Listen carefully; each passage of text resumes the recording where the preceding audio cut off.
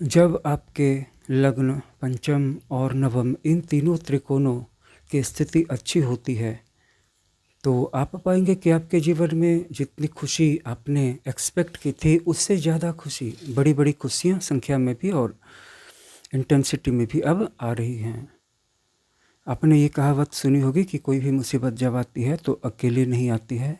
इसी तरह जब जीवन में अच्छी घटनाएं घटनी शुरू होती हैं तो अकेले नहीं घटती हैं, बहुत सारी शुभ घटनाएं एक साथ घटती हैं, क्योंकि बांध जो उसको रोक करके रखा हुआ था वो टूट जाता है। इस बीच में जितना भी समय गुजर रहा था वो पानी जमा हो रहा था, और जितनी देर हो रही है उतना ज़्यादा पानी जमा हो रहा है। इसीलिए अपने जीवन में घटने वाली हर शुभ या अशुभ घटनाओं को स्वीकार कर लेना चाहिए, क्योंकि आप उनको ज़्यादा देर तो रोक नहीं पाएंगे, इन्फिनिट टाइम तक तो नहीं रोक पाएंगे।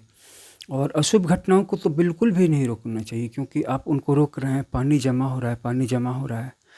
तो पिछले वीडियो में हमने चर्चा की कि तीसरे, छठे और 11वें भावों से जो बाधाएं आती हैं इनके प्रतिकूल हो जाने पे, तो 11वें भाव की बाधा को छठा भाव रोकता, छठे भाव की बाधा को भी तीसरा भाव रोकता, जिसका मतलब कि 11 भाव अगर पूरी तरह से बिगड़ भी गया हो तो छठा भाव उसके फल को देने से या तत्काल आने से रोक लेगा।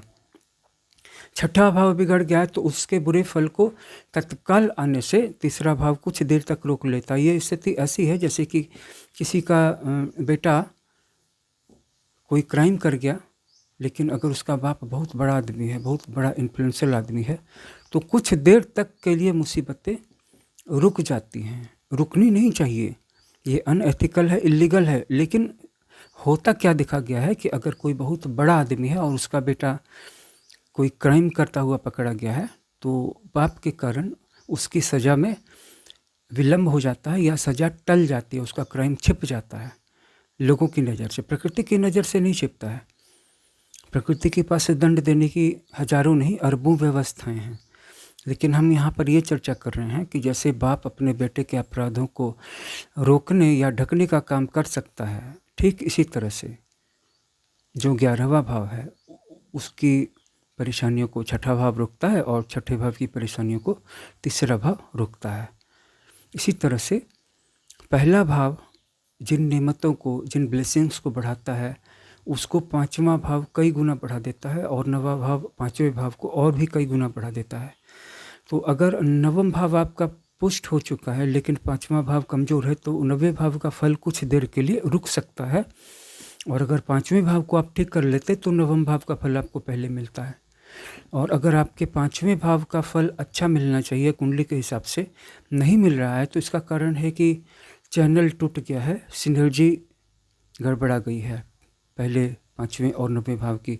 आप लग्न भाव को ठीक कर लीजिए, रेमेडी कर लीजिए जो करना चाहिए, जो कि हर कुंडली के हिसाब से अलग अलग है, जिसका पता जन्म कुंडली को देखने के बाद ही चल सकता है। तो पांचवा भाव ठीक हो जाएगा। तो और जब ऐसा होगा कि पहला भाव ठीक हो जाएगा, पांचवा भाव ठीक हो जाएगा और नवा भाव भी ठीक हो जाएगा, तब जो घटनाएं घटेंगी वो मतलब काफ़ी ज़्यादा खुशियाँ देंगी जीवन में, क्योंकि एक साथ बहुत सारी खुशियाँ देखने को मिलेंगी।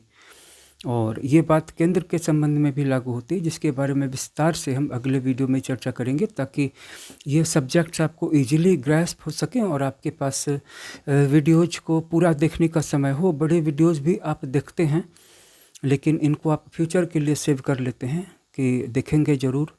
आप जिनको भी पसंद करते हैं उनके बड़े वीडियोज़ को आप देखते हैं लेकिन फ्यूचर के लिए सेव कर लेते हैं, लेकिन छोटे छोटे वीडियोज़ को देखना कहीं अधिक आसान होता है। तो केंद्र के बारे में हम अगले वीडियोज़ में चर्चा करेंगे। आप भी अपने केंद्र और त्रिकोण, त्रिक और सारे शुभ अशुभ भावों का, त्रिषाढ़ाय भावों का विश्लेषण करवा सकते हैं, क्योंकि व्हाट्सएप नंबर आपको मिल जाएगा। और जिस एनालिसिस से आपका जीवन सुखमय हो सके, आपको भविष्य के बारे में कुछ ज़्यादा लाइट प्राप्त हो सके, उसी व्हाट्सएप नंबर पर अपनी बर्थ डिटेल्स भेजना ज़्यादा सही रहता है। आपका दिन मंगलमय हो।